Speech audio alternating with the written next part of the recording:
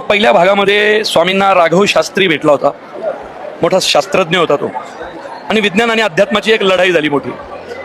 यावेळी स्वामींना एक महिला शेतकरी भेटणार आहे आणि ती स्वामींची परीक्षा घेणार आहे आणि ती त्यांना शेती करायला लावणार आहे. इथे एक अशी शेतकरी बाई आहे जिला जगाशी काहीच घेणं देणं नाही. तिला तिचं कुटुंब आणि तिचं शेत एवढीचीच घेणं आहे. आणि तिने जो वाद घातलाय स्वामींशी, म्हणजे खरंच सांगतो, शेतकऱ्यांच्या अनेक प्रश्नांना थेट हात घालण्याचा यत्न प्रयत्न. आणि सुरुवातीला एकच प्रश्न विचारतो, देऊळबंद 2 खरंच मराठी सिनेमातला मोठा धमाका ठरणार की फक्त सोशल मीडियावर चाललेली हवा आहे? कारण गेल्या काही दिवसापासून देऊळबंद 2 बद्दल 2 प्रश्न सगळीकडे फिरत आहेत. पहिला प्रश्न, हा सिनेमा साऊथच्या सिनेमाची कॉपी आहे का? आणि दुसरा प्रश्न, राघव शास्त्री परत दिसणार का? तर सोशल मीडियावरती एक पोस्टर जोरात व्हायरल होत आहे. त्या पोस्टरमध्ये देऊळबंद 2चं पोस्टर आणि एका बाजूला एका साऊथच्या सिनेमाचं पोस्टर दाखवलं जात आहे आणि दावा असा केला जातो की देऊळबंद 2 हा साऊथच्या मुखवटी अमान्य सिनेमाची कॉपी आहे.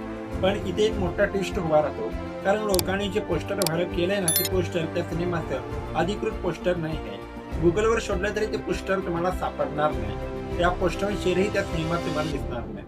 म्हणजे ते सरळ प्रश्न उभा राहतो, मग हे पोस्टर आलं कुठून?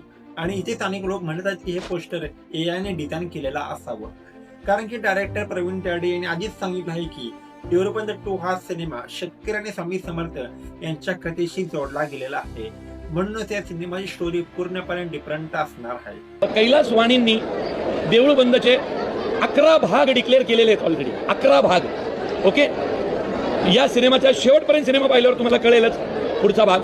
आता दुसरा आणि सर्वात महत्वाचा प्रश्न, राघव शास्त्री परत येणार का? देऊळबंदच्या पहिल्या भागामध्ये राघव शास्त्रीची भूमिका लोकांना खूपच आवडलेली होती. आज हे अनेक लोक त्या पात्राबद्दल बोलतात, पण समस्या अशी आहे की पहिला सिनेमा सायंटिस्टवर अवलंबून होता आणि आता दुसरा सिनेमा शेतकरी आणि श्रद्धेवर अवलंबून असल्याचं सांगितलं जात आहे.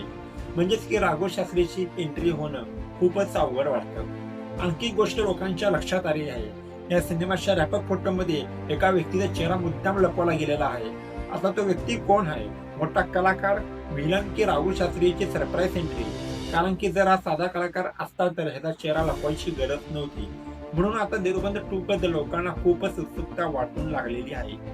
आता एक गोष्ट तुम्हाला मान्य करावी लागेलच मंडळी, आपल्या मराठीमध्ये श्रद्धा, स्वामी समर्थ, शेतकऱ्याचा विषय लोकांना खूपच जवळचा वाटतो. म्हणून हा सिनेमा चालणार असं काही लोक म्हणत आहेत. तर लोक अजूनही म्हणत आहेत की पहिल्या भागासारखी जादू परत आपल्याला बघायला मिळणार नाही.